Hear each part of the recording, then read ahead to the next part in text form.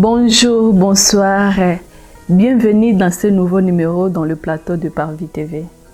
Bien-aimés, le Seigneur est merveilleux. Aujourd'hui, nous sommes en direct sur les Parvis TV. Si c'est la première fois de passer sur notre chaîne, alors dites-vous que vous avez fait un très bon choix. Alors, s'il vous plaît, suivez cette émission du début jusqu'à la fin. Le Seigneur va vous bénir. N'oubliez pas surtout, abonnez-vous, aimez, partagez. Ça sera une bonne chose. Bien-aimés, on va lire la parole de Dieu avant de commencer. Dans le livre de Jacques chapitre 4, versets 13 à 14, je lis au nom de Jésus. Il est écrit, « Et maintenant, écoutez-moi, vous qui dites, aujourd'hui ou demain, nous irons dans telle ville, nous y passerons une année, nous ferons des affaires et nous gagnerons de l'argent. Savez-vous ce que demain vous réserve? Qu'est-ce que votre vie? Une brine légère, visible quelques instants, qu'elle se dissipe bien vite. »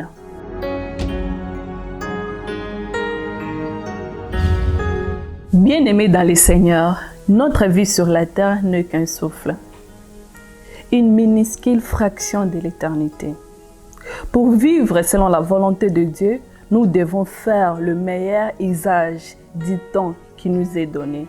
Ensemble, suivons la parole de Dieu. Merci beaucoup. Que le Seigneur vous bénisse.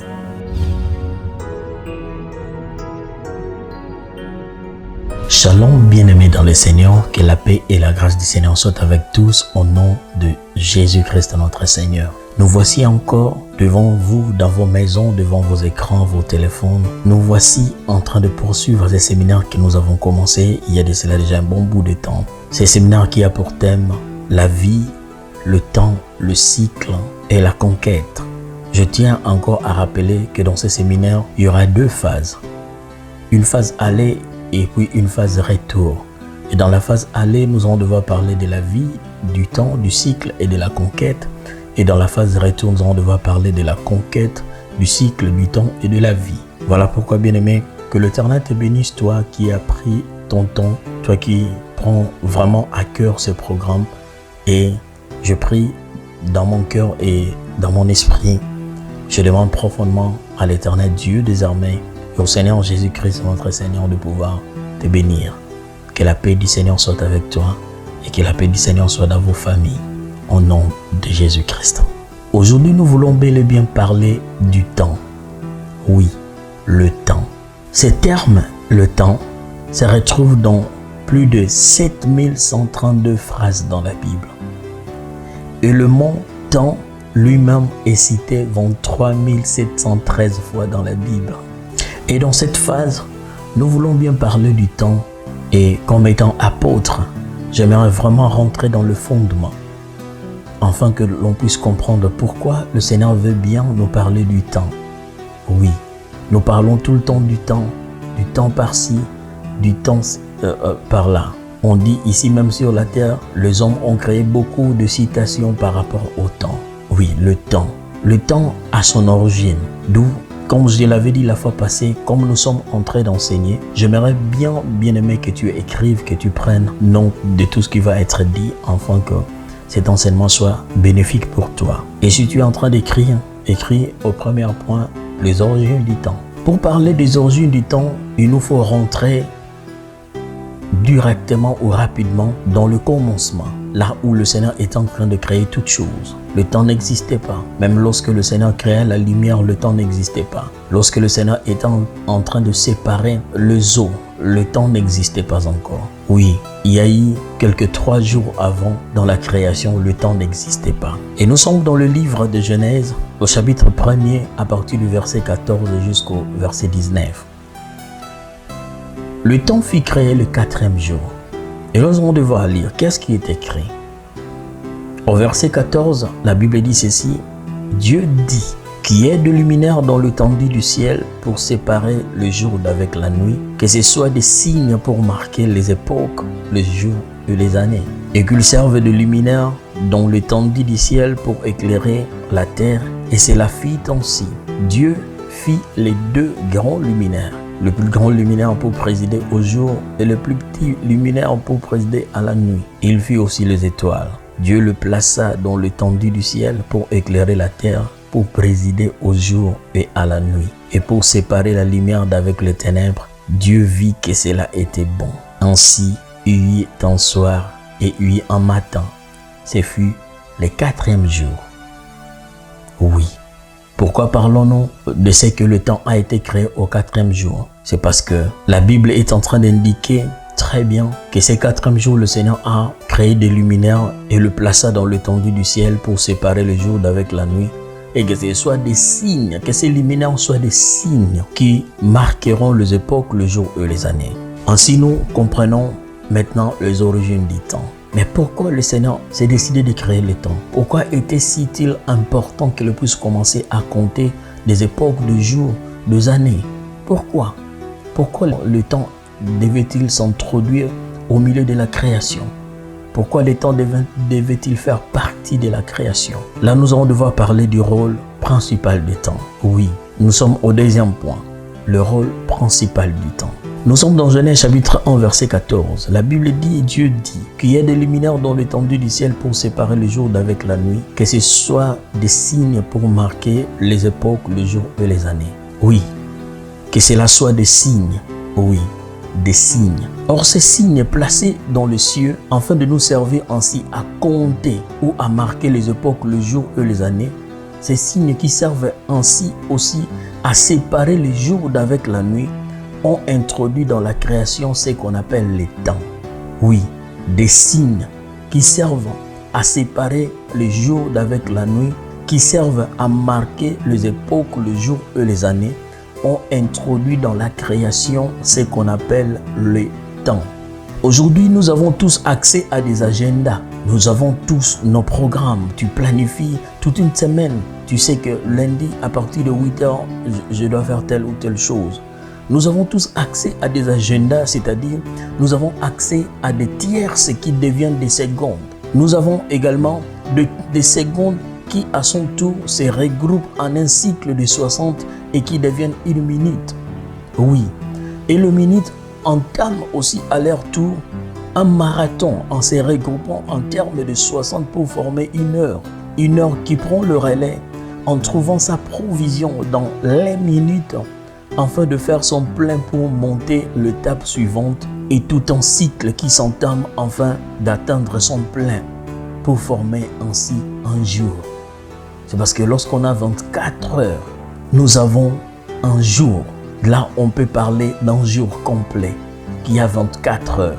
Et quant au jour, le jour entame le même processus comme les heures, tout comme le minute, qui s'approvisionne auprès des secondes, comme les heures aussi s'approvisionnent auprès des minutes. Et comme ça, le jour aussi commence à s'approvisionner auprès des heures, afin de pouvoir établir tout un cycle de 7 pour faire une semaine. Et ainsi de suite. Il y a la semaine qui entame encore le processus, qui récupère par-ci, par-là tout ce qu'il faut, tout ce qui est comme ça nourriture, afin de devenir plein pour former ainsi un mois. Et le cycle est parti de cette façon. Et c'est pour cela, nous voyons des années qui passent, des jours qui passent, des semaines qui passent, des décennies qui passent, des siècles qui passent. Et ces signes établis dans les cieux, dans l'étendue du ciel, nous servent ainsi de temps. Nous pouvons comprendre qu'il s'agit bien du temps. Oui, bien-aimés, ce sont des choses très très importantes. Tous les jours devant nos propres yeux, tous les jours, nous voyons comment s'accomplissent exclusivement tout ce que le Seigneur a créé le 4e jour. Le temps et le luminaire qui aide le temps à être là. Oui. Et son rôle est de nous aider à faire constamment la volonté de Dieu. Le rôle du temps, c'est nous aider à faire constamment la volonté de Dieu en observant tout ce qu'il a établi pour habiter toute notre vie dans sa présence. Je ne sais pas si tu as suivi ceci. Le rôle du temps est de nous aider à faire constamment la volonté de Dieu en observant tout ce qu'il a établi pour que l'on puisse avoir accès à habiter toute notre vie dans sa présence. J'aimerais nous donner quelques exemples par rapport à la Bible. C'est parce que la Bible est la parole de Dieu. C'est de là que nous puisons toutes choses. Nous sommes dans Deutéronome chapitre 6, verset 2. Il est écrit, « Afin que tu craignes l'Éternel ton Dieu en observant tous les jours de ta vie, toi, ton fils et le fils de ton fils, toutes ces lois et tous ces commandements que je te prescris, et afin que tes jours soient prolongés. »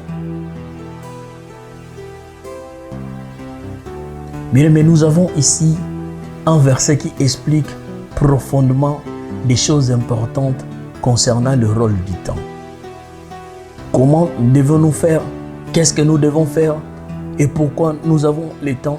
C'est pour faire ce que Dieu veut en observant ses commandements.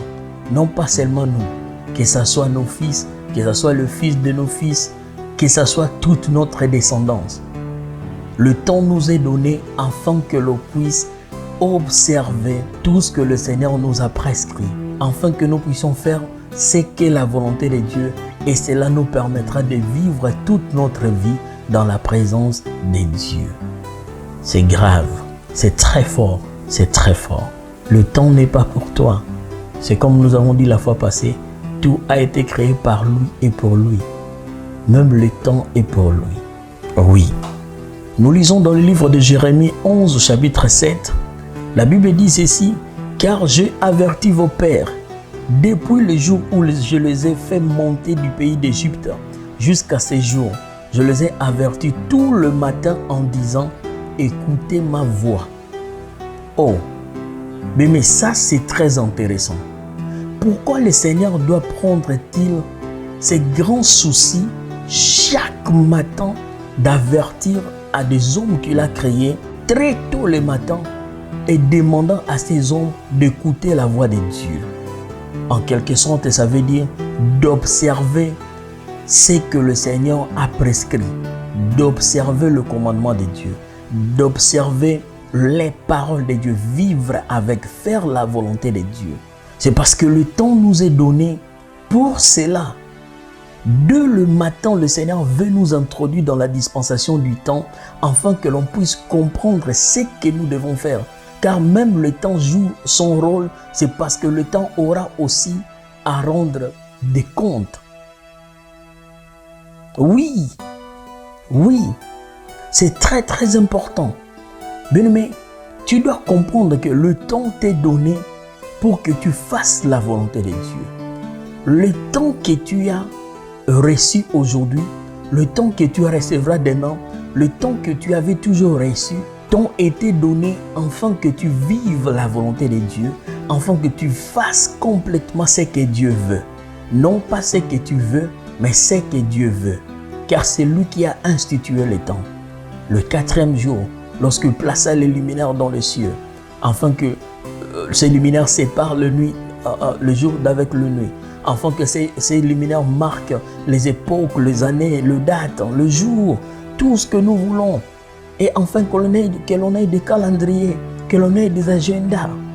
Dans Jérémie chapitre 7, verset 25, il est écrit ceci. « Depuis le jour où vos pères sont sortis du pays d'Égypte, jusqu'à ce jour, je vous ai envoyé tous mes serviteurs, le prophète, je les ai envoyés chaque jour dès le matin. » Pourquoi le Seigneur prend soin de faire toutes ces choses dès le matin?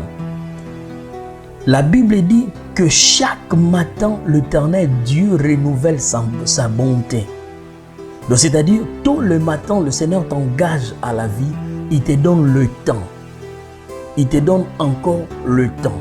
Et c'est un marathon qui commence.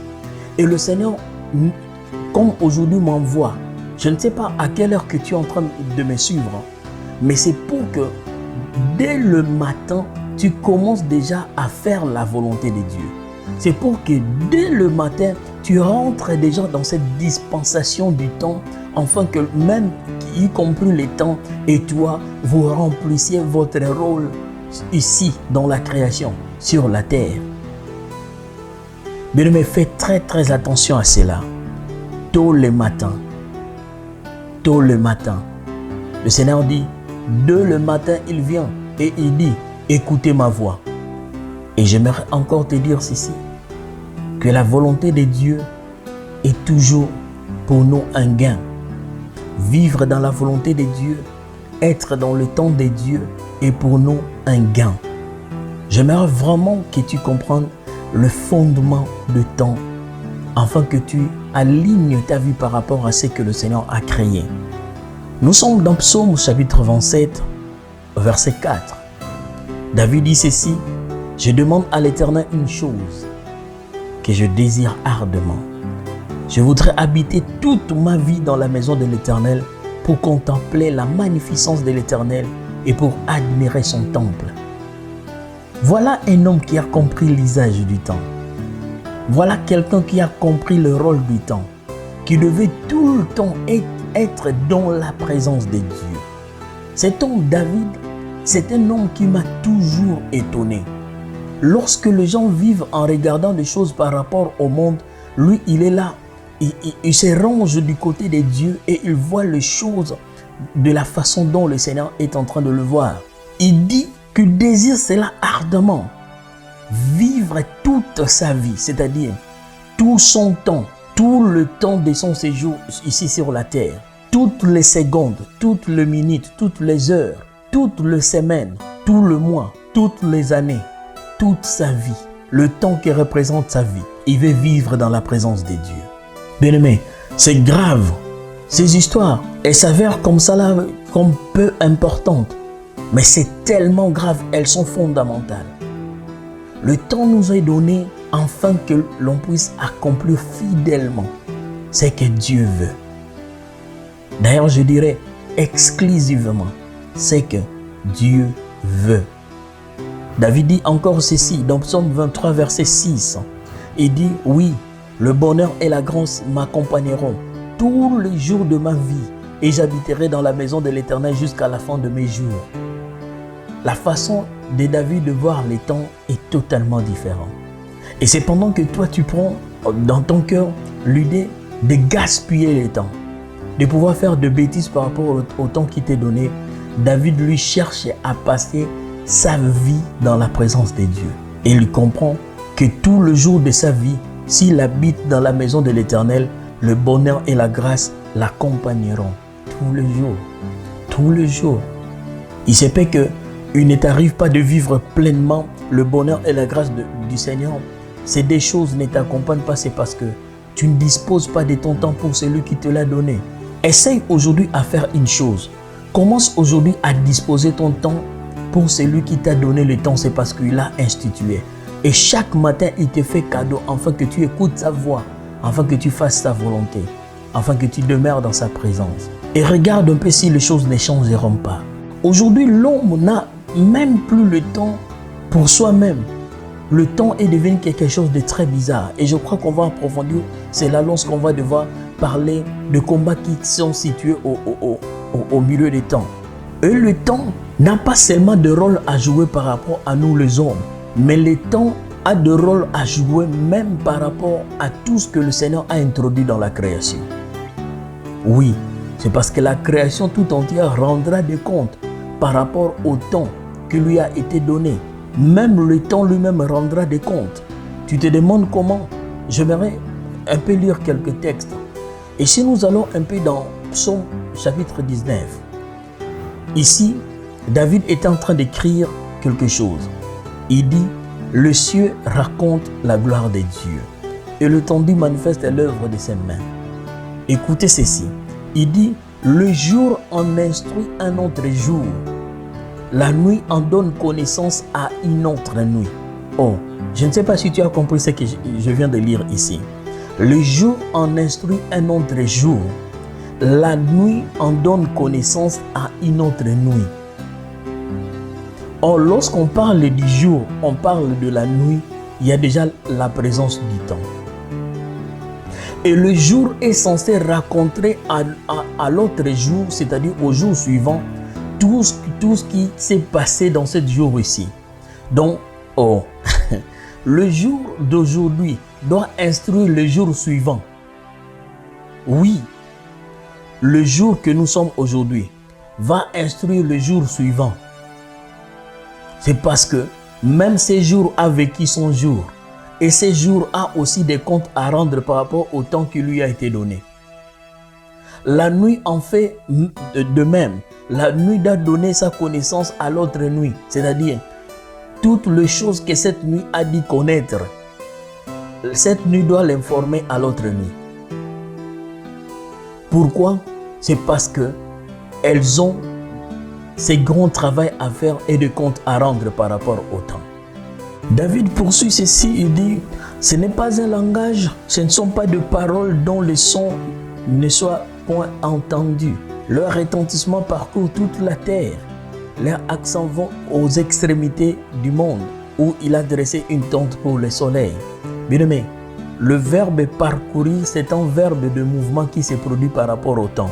Le verbe aller, c'est le verbe de déplacement qui se fait par rapport au temps. J'aimerais vraiment que tu comprennes des choses spirituelles que nous sommes en train de dire. Il dit ceci au 5e verset, il dit « Et le soleil semblable à un époux qui sort de sa chambre s'élance dans la carrière avec la joie d'un héros. Il s'élève à une extrémité des cieux et achève sa course à l'autre extrémité. Rien ne se dérobe à sa chaleur. » Pourquoi? C'est parce que le soleil sait que le temps lui a été donné afin de faire la volonté de celui qui l'a créé. Quoi? Parcourir la terre, se lever dans cette extrémité pour aller se coucher dans l'autre extrémité. Même des choses qui se trouvent dans la création, créées par Dieu, sont là en train de faire la volonté de Dieu par rapport au temps. Le jour doit instruire l'autre jour. La nuit doit donner connaissance à l'autre nuit par rapport au temps où elle était là, présente, en œuvre. Et pourquoi pas toi? Pourquoi pas moi? Pourquoi pas nous qui avons été créés par Dieu et pour Dieu? Et c'est toujours pour Dieu que nous ne trouvons pas le temps. Comme je le dis souvent, les fondements ont été renversés. Nous ne trouvons plus du temps pour celui qui nous a créés. Nous ne trouvons plus du temps pour celui qui a créé le temps pour nous. Afin que cela nous permette toutes ces choses qu'on venait de dire tout haut. Afin que l'on comprenne comment lire les années ou brièvement les dates. Afin que tu aies un agenda. Afin qu'il t'arrive de planifier tes programmes. Ou d'ailleurs tu n'inclus pas Dieu. Mais le Seigneur t'a donné le temps. Il a créé pour toi. Et afin que tu fasses sa volonté.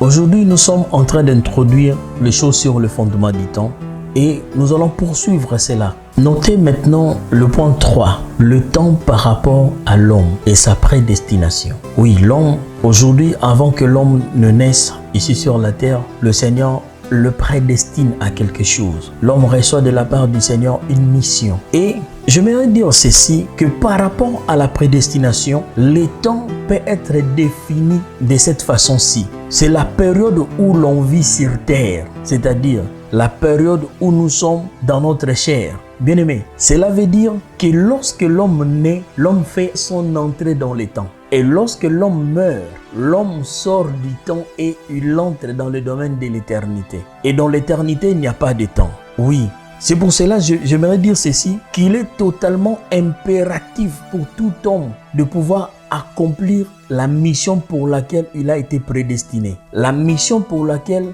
il fut introduit dans le temps. C'est-à-dire la mission pour laquelle l'homme est né. Lorsque tu es né dans la chair ici sur la terre et que ces jours-là dans la maternité, ils ont vu, cette famille-là a vu un bébé et c'est un nouveau membre de famille que tu as été ces jours-là. Tu fis ton entrée dans le temps ici sur la terre pour un but. Et si tu suis la vidéo précédente, tu arriveras à comprendre la nécessité, le rôle important de la vie que Dieu a créé. Et tu cesseras de vivre comme tout le monde. Bien-aimés, nous sommes limités par le temps. Nous les hommes, nous sommes limités par le temps. C'est parce que le temps, c'est ces délais pour nous lorsque nous nous trouvons ici dans la vie. Lorsque nous faisons notre entrée. C'est-à-dire, on est aujourd'hui et il viendra un jour où on va mourir. C'est-à-dire, ces délais de notre vie, cette période de notre vie prend fin.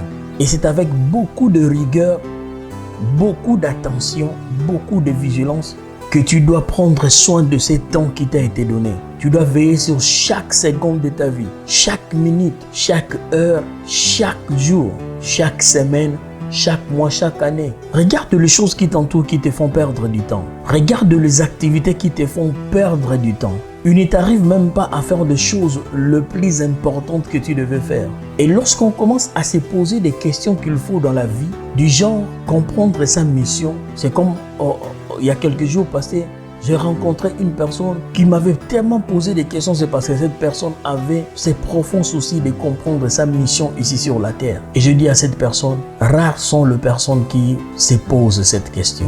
Rares sont les personnes qui se posent de telles questions. Je disais, lorsque nous faisons notre entrée dans la vie, nous faisons notre entrée aussi dans le temps. Et le jour où nous allons mourir, nous sortons du temps et nous entrons dans le domaine de l'éternité. Et l'éternité, c'est quoi? L'éternité, c'est l'absence du temps. L'éternité, c'est aussi l'absence de délai. Voilà pourquoi c'est lui qui a institué les temps, qui a tout créé, s'appelle éternel. C'est parce qu'il ne subit pas les temps. Oui, il ne subit pas les temps. Mais je vais dire une chose, que Satan subit le temps. Il y aura un jour, son existence va cesser. Son ampleur va cesser. C'est parce que, bien qu'il soit un être de nature céleste, qui peut vivre très longtemps, mais il arrivera un jour, il sera arrêté. Et cela mettra fin à son règne. Mais celui qui a institué le temps ne subit pas le temps. Et voilà pourquoi nous disons que son règne est éternel. Mais regarde celui qui ne subit pas le temps, comment il se comporte. Chaque matin, il renouvelle sa bonté pour toi. Il sait qu'il doit le faire. Chaque matin, il vient te rappeler que tu dois écouter sa voix. Chaque jour, il te donne le souffle de vie. Chaque jour, il travaille, il ne se lasse pas. D'ailleurs, si c'est lui qui l'aime a des problèmes, il dit que pour son amour, il refuse de se taire. Et pour le salut de cette personne, le Seigneur se refuse de se donner même un repos. Il ne subit pas le temps, mais il fait tout ce qui est nécessaire, tout ce qui est important. Mais toi et moi qui sommes limités par le temps, nous vivons, c'est comme si nous sommes éternels. D'où, lorsqu'on rentre dans le domaine de la maturité, on comprend que la procrastination est démoniaque. C'est un esprit très méchant. Qu'est-ce que la procrastination? C'est le fait de renvoyer toujours à un autre jour ce que tu peux faire aujourd'hui. Mais pendant que je suis en train de parler, j'ai tellement très mal dans mon cœur, c'est parce que là, devant mes yeux, sont en train de défiler le temps perdu de ma vie. Et si je pouvais seulement connaître ces choses bien avant, j'allais vivre différemment. Mais je bénis le Seigneur qui nous donne la connaissance de ces choses à partir d'aujourd'hui. C'est parce qu'on va faire des choses différemment. Ne perds pas ton temps pour rien. Tu es limité par les temps.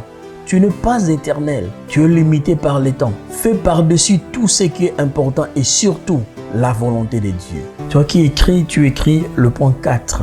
Ici, nous allons parler de la bataille du temps. Oui. Il y a une bataille, il y a d'ailleurs des batailles qui se passent au niveau du temps. Mais si nous examinons la vie de l'homme sur la terre et surtout de l'homme moderne, nous pouvons déduire que l'homme ne trouve pas du temps à faire ce qu'il doit en premier lieu. Il ne trouve pas le temps de faire ce qui est essentiel déjà pour son créateur et lui. Donc c'est-à-dire l'homme ne trouve plus le temps pour développer sa relation avec celui qui l'a créé. Comme nous venons de le dire, vivre dans la présence de Dieu toute notre vie. Pourquoi? Je vais te donner un exemple. C'est parce qu'il y a d'autres êtres que Dieu a créés dans les cieux qui vivent toute leur vie dans la présence de Dieu. Et ils n'ont aucun problème comme nous les avons ici sur la terre. Ils n'ont aucun souci comme nous les avons ici sur la terre. C'est parce que vivre dans la présence de Dieu, c'est mieux. David pouvait dire, mieux vaut un jour dans tes parvis que vivre 1000 ans ailleurs. C'est parce que vivre dans la présence de Dieu, c'est là où il nous faut. C'est là où on doit passer toute notre vie. Et lorsque l'on examine la vie de l'homme moderne, et si nous mettons face à face l'emploi du temps de l'homme moderne vis-à-vis de ce que Dieu a établi par rapport au temps, nous pouvons voir et constater qu'il y a une bataille, un grand combat établi au niveau de la dimension spirituelle des temps. Et voilà pourquoi nous allons devoir parler de ces combats. Oui. Et qui a introduit le combat par rapport au temps? C'est l'ennemi qui utilise ses ruses afin de pouvoir nous combattre par rapport au temps. Nous rentrons déjà dans le jardin d'Éden. La vie était paisible.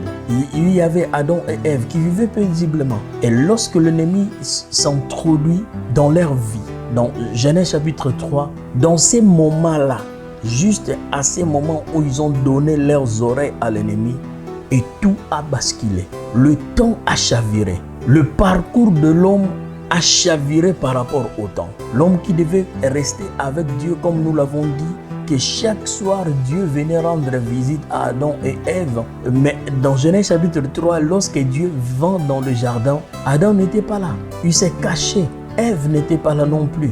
Elle s'est cachée. Pourquoi? L'ennemi a fait son entrée dans les temps, dans leur vie. Et il a bousculé des choses et tout a basculé. Ainsi, la vie de l'homme a chaviré. Le Seigneur chassa l'homme. L'homme a commencé à chercher à vivre comme il faut. L'homme a appris à commettre le mal et il en faisait tout le jour. C'était le mal au-dessus de tout ce qui est mal. Jusqu'à ce que le Seigneur a décidé de pouvoir raccourcir les temps de la vie de l'homme. C'est parce que le mal a tellement pris de place dans le cœur de l'homme et que le Seigneur s'est même repenti d'avoir créé l'homme. Et tout ça, ce sont des combats établis au niveau du temps, de batailles qui se passent dans la dimension spirituelle du temps. C'est parce que le Seigneur n'avait pas créé l'homme pour que l'homme meure, mais le Seigneur avait créé l'homme afin que l'homme vive comme lui éternellement. Et voilà pourquoi même le Seigneur chassa l'homme du jardin afin qu'il ne touche pas à l'arbre de la vie éternelle, à cet arbre qui donne la vie éternelle.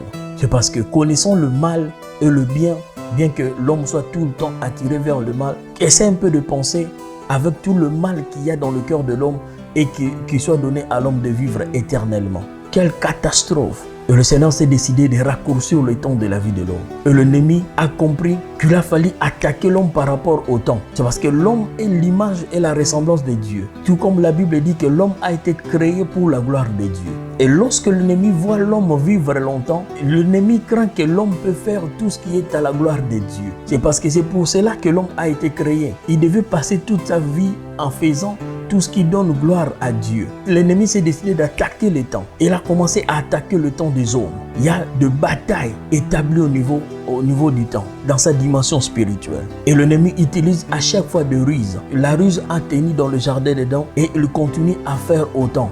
Mentir à l'homme, mettre des choses dans son cœur, dans son esprit, apporter de la fausseté au niveau de ses oreilles, lui faire croire des choses abominables. Et l'homme se sent ainsi conduit dans le mauvais chemin de l'ennemi. Paul pouvait dire à son fils Timothée ceci dans 2 Timothée chapitre 3 verset 1. Il dit « Sache que dans les derniers jours, il y aura des temps difficiles. » Et pourquoi Paul est en train de parler des temps difficiles? C'est parce que l'ennemi a créé des choses afin d'embrouiller l'homme dans son parcours par rapport au temps.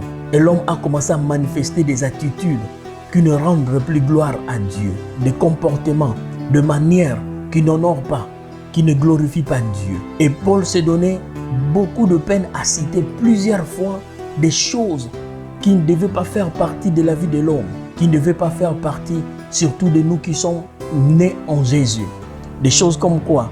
Dans le 2e verset du 3e chapitre de Timothée, Paul dit ceci: « Car les hommes seront égoïstes, amis de l'argent, fanfarons, hautains, blasphémateurs, rebelles à leurs parents, ingrats, irréligieux. » Dans 3, il dit « Les hommes seront insensibles, déloyaux, calomniateurs, intempérants, cruels, ennemis des gens de bien. » Il poursuit, il dit « Ils seront traîtres, emportés, enflés d'orgueil, aimant le plaisir plus que Dieu. » Aimant le plaisir plus que Dieu.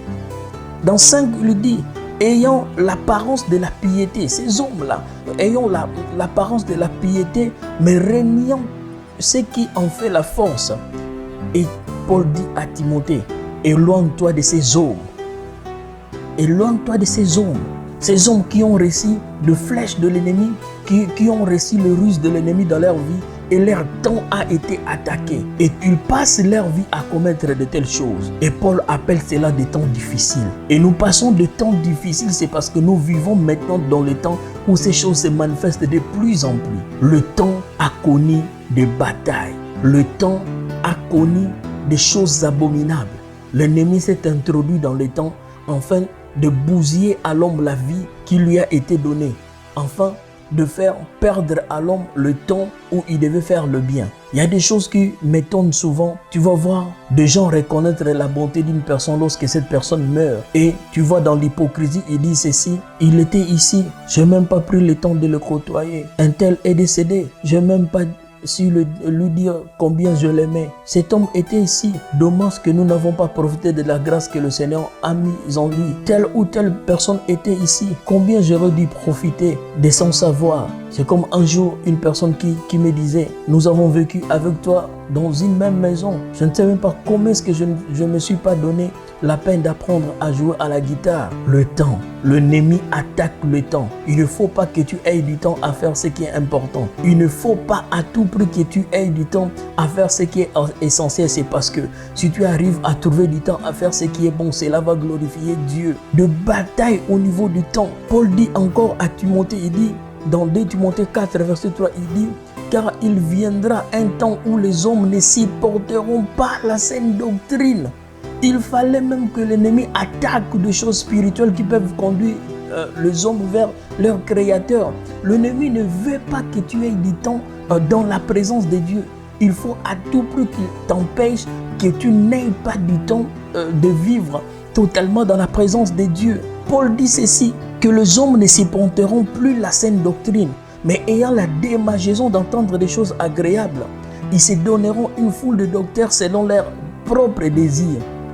Oh, j'aime bien lorsqu'il conjugue le verbe, c'est tous ces verbes dans le futur, c'est-à-dire c'est dans le temps. Oui, le verbe se conjugue par rapport au temps. Il dit, les hommes auront la démangeaison d'entendre des choses agréables. Et c'est ici que l'ennemi s'introduit. Il vient dans la ruse. Tu aimes entendre des choses agréables. L'ennemi commence à mentir et à mentir. Oh, telle ou telle autre personne aime telle ou telle autre chose. Il apporte la ruse afin de détruire ton parcours du temps. Sois sage, bien-aimé. Éloigne-toi, comme Paul disait à Timothée. Tu n'as pas du temps à perdre. Ressaisis-toi, réveille-toi d'entre ceux qui sont en train de dormir. Ressaisis-toi, récupère ton temps. Dans la dimension spirituelle du temps, si on pouvait faire l'autopsie du temps, on va y trouver plein de ruses de l'ennemi, comme de racines, comme ça là, qui empêchent au temps de pouvoir donner tout ce qu'il faut. Je ne sais pas si tu comprends ce que je suis en train de dire, mais je sais que je parle à des personnes spirituelles. Si il nous arrivait à faire l'autopsie du temps, on va y trouver beaucoup de choses que l'ennemi a dû placer au temps, afin de nous empêcher à avoir ce qui nous a été donné. Et aujourd'hui, les hommes s'aventurent et trouvent beaucoup de temps en faisant leur commerce, en faisant d'ailleurs leur impudicité par rapport à passer leur vie dans la présence de Dieu. Aujourd'hui, prier beaucoup est devenu une bêtise. C'est comme il y a un homme s'appelant pasteur sa femme avait développé une nouvelle vie de prière. Elle a commencé à prier profondément, chercher l'Éternel profondément. Et c'est parce que c'était une femme que d'autres sœurs avaient conduit dans une ligne de prière que l'on dirigeait. Et tout le monde avait une vie de prière totalement changée. Tout le monde avait la soif de demeurer dans la présence de Dieu. Et cet homme s'appela pasteur, a commencé à faire des réunions par-ci par-là, appela, intoxiquant beaucoup de ses collègues, de soi-disant aussi serviteurs de Dieu. Ils commencèrent maintenant à m'appeler, à m'injurier, à envoyer de messages, de textos, de messages vocaux. Et ce qui m'étonnait, tous avaient le même langage. Et lorsqu'ils disaient des choses, lorsqu'ils injuriaient, ils nous taxaient de tout, à la fin ils disaient: est-ce que tu ne peux pas demander à un tel de cesser de prier? Oh, je ne comprenais pas cela. Mais comment, lorsqu'une personne arrive à développer une vie d'intimité avec Dieu, cela cause un problème à des personnes qui s'appellent des serviteurs de Dieu. Et voilà pourquoi nous avons compris que l'ennemi a infiltré les systèmes. Voilà pourquoi même Paul est en train de dire ceci, que les hommes ne supporteront plus la saine doctrine, les hommes ne supporteront plus la vraie connaissance de Dieu. Voilà pourquoi le Seigneur devait normalement trouver la solution à ceci. C'est parce que le problème est devenu, le temps est devenu tout un problème. L'ennemi ne veut pas que tu en aies. La société ne veut pas que tu en aies. Ta famille ne veut pas que tu en aies. Et toi-même, ton âme combat ton esprit pour que le temps ne soit pas là. Et que faire? Que faire? Il y a une difficulté qui se présente. Nous avons des combats au niveau du temps. Nous avons des combats au niveau du temps. Regarde un peu, à chaque fois, lorsque tu dis, je veux prier avant de dormir, je veux prier le soir, je veux prier à tel moment. Et si c'est la journée, c'est une distraction qui vient. Il y a une personne qui t'appelle pour parler de n'importe quoi. Il y a la calomnie qui prend place, de bêtises qui s'installent. On fait le travail de rapporter, peut-être aussi de faux témoignages. Et lorsque c'est le soir, tu dis, bon, je vais me reposer un peu, après je vais prier. Et subitement, tu commences à ronfler. Tu vas te retrouver déjà le matin, tu n'as plus du temps. Et l'ennemi a instauré des choses afin de voler tout le temps à l'homme que Dieu a créé son temps. Tu te réveilles directement, tu ne penses même pas à celui qui te demande d'écouter sa voix tôt le matin. Mais tu as déjà ton téléphone entre les mains. Qu'est-ce qui a été posté? Telle personne a posté telle photo. Ah, cette fille, elle a un beau corps. Oh, voilà ceci. C'est comme s'il a acheté de nouveaux habits. Comme ça, tout le temps. Tout le temps. Tout notre temps commence à passer comme ça. Et voilà pourquoi la Bible dit que dans les derniers jours, les temps seront difficiles. Dans les derniers jours, les temps seront difficiles. Bien-aimé, si tu n'arrives pas à faire violence, à te créer du temps, à arracher le temps que Dieu te donne, tu vas te retrouver en train de marcher à sens contraire de la vie.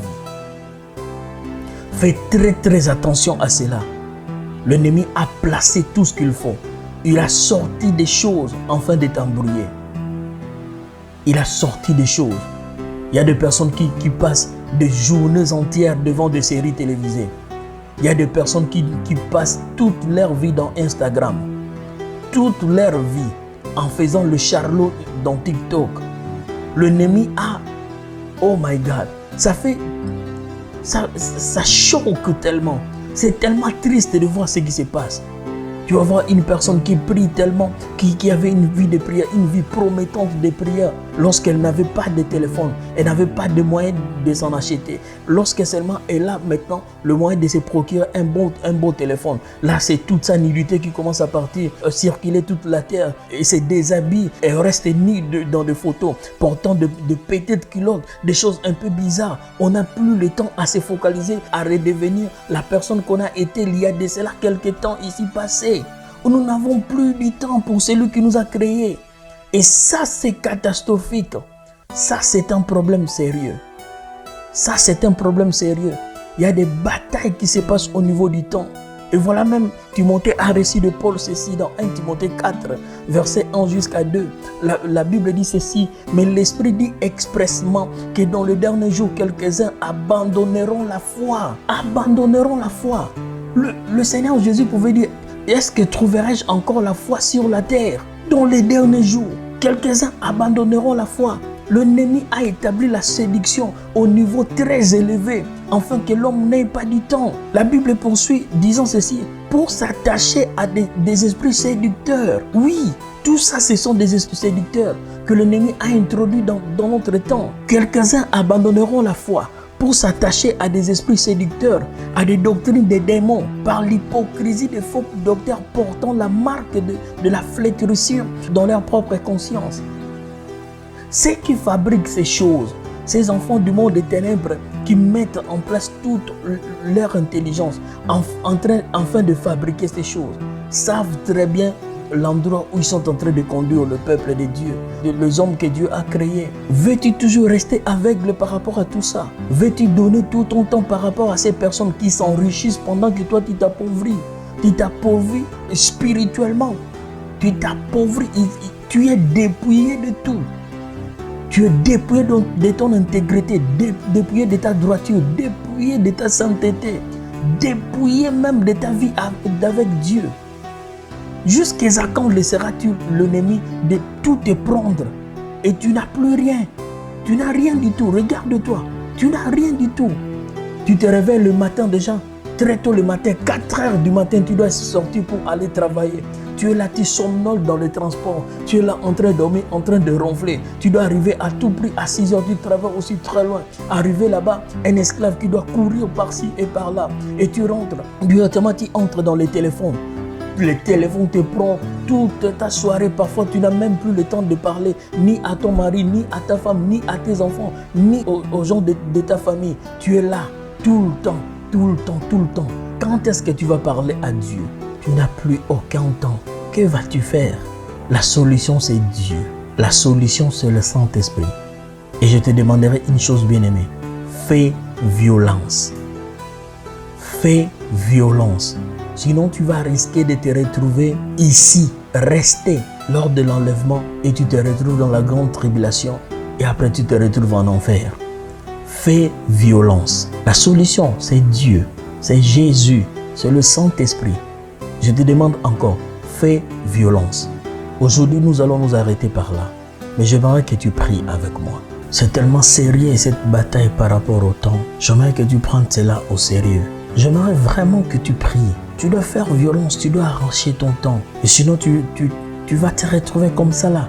Surpris du jour de l'enlèvement. Surpris du jour du Seigneur. Tu dois reprendre les choses en main. Tu dois cesser d'être ce guignol qu'on est en train de diriger par-ci, par-là. Tu dois arrêter d'être ces pions que l'ennemi est en train d'agiter par-ci, par-là. C'est dans son bon gré. C'est dans son bon gré. Tu dois être celui qui va mettre toute son énergie dans les temps que Dieu lui a donné afin de faire la volonté de Dieu et de rester dans la présence de Dieu. J'aimerais vraiment que tu pries avec moi et que tu demandes la faveur de Dieu par rapport à cela. Demande au Seigneur de t'aider. Dis-lui, Seigneur, aide-moi. Je vais récupérer le temps de ma vie. Je vais récupérer tout ce que tu m'as donné, car j'ai compris aujourd'hui que ma vie a un délai. Tu dis, Seigneur, j'ai compris aujourd'hui que ma vie a un délai. Aide-moi à récupérer le temps de ma vie. Je ne veux pas vivre juste comme ça. Je ne veux pas passer juste comme ça. Je veux que le temps que tu m'as donné serve à quelque chose d'important, selon ta volonté, afin que la gloire te revienne. Demande à Dieu de t'aider, bien-aimé. Demande au Saint-Esprit de t'aider à faire violence afin que tu rentres dans la possession de ton temps. Sinon, tu risques de passer la vie juste comme ça, faisant la volonté de l'ennemi au lieu de faire la volonté de Dieu. Le temps est tellement court, les jours sont mauvais. La Bible dit, rachetez le temps car les jours sont mauvais. Les jours sont mauvais, les jours sont mauvais, bien-aimé. Demande à Dieu de pouvoir t'aider. Demande à Dieu de t'aider. Demande au Saint-Esprit de pouvoir t'aider. Ne prends pas cela juste comme ça. Prends cela au sérieux et comprends que c'est tellement très important. Tu as besoin de récupérer ton temps. Nous avons tous besoin de récupérer notre temps. Que l'on vive pour Dieu, que l'on vive pour Dieu, pour lui. Que l'on vive pour lui, que l'on ait du temps pour lui, que l'on ait du temps à passer dans sa présence. Mieux vaut, ne serait-ce une journée dans sa présence que 1000 ans ailleurs. Mieux vaut cela. Mieux vaut une semaine dans sa présence que toute une décennie dehors. Mieux vaut 1 heure dans sa présence que plusieurs minutes ailleurs. Mieux vaut 1 seconde dans sa présence que toute une journée dans la maison de la prostitution.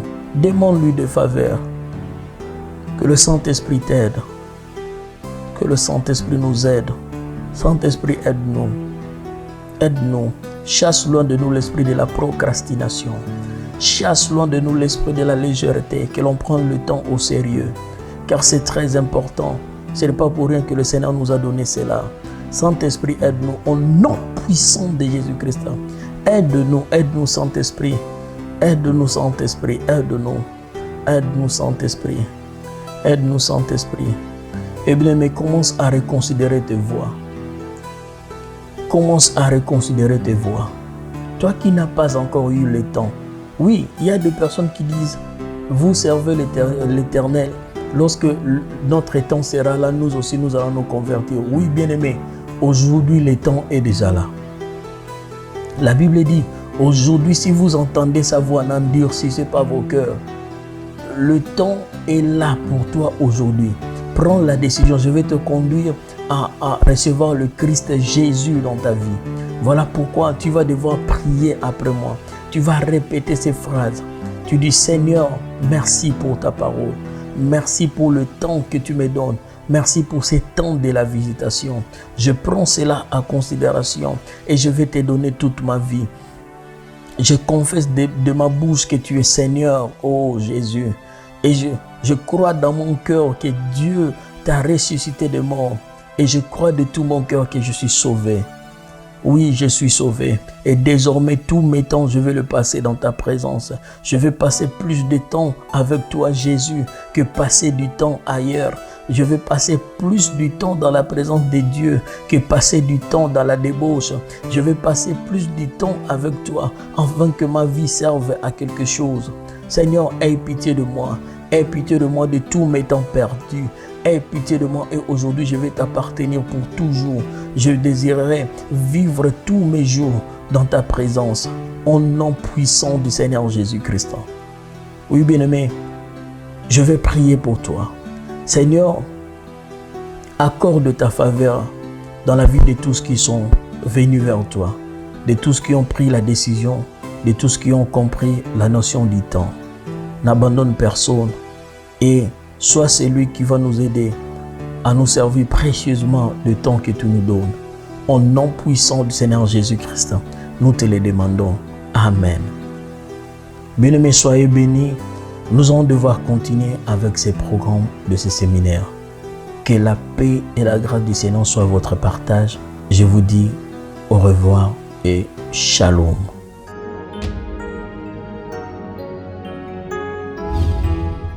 Bien-aimés dans le Seigneur, nous venons d'écouter la parole de Dieu. Le Seigneur t'a parlé, mon frère. Le Seigneur t'a parlé, maman. C'est aujourd'hui, tu dois savoir comment contrôler ta vie. Comment contrôler ta vie? On contrôle la vie avec Jésus-Christ. Alors, s'il vous plaît, maman, s'il vous plaît, papa, accepte juste Christ dans ta vie parce que les temps sont mauvais. La Bible déclare dans le livre des Psaumes, chapitre 90, verset 12, il est écrit: notre vie est courte, faites-nous comprendre cela, alors notre cœur sera rempli de sagesse. Dans d'autres versions, la Bible dit que nous apprends-nous à compter nos jours. Nous sommes presque à la fin. Que le Seigneur vous bénisse. Surtout, n'oubliez pas, abonnez-vous, aimez, partagez la vidéo. Je sais que nous, à travers cette émission, le Seigneur va bénir une personne. Que le Seigneur vous bénisse. On se voit prochainement. Bye bye.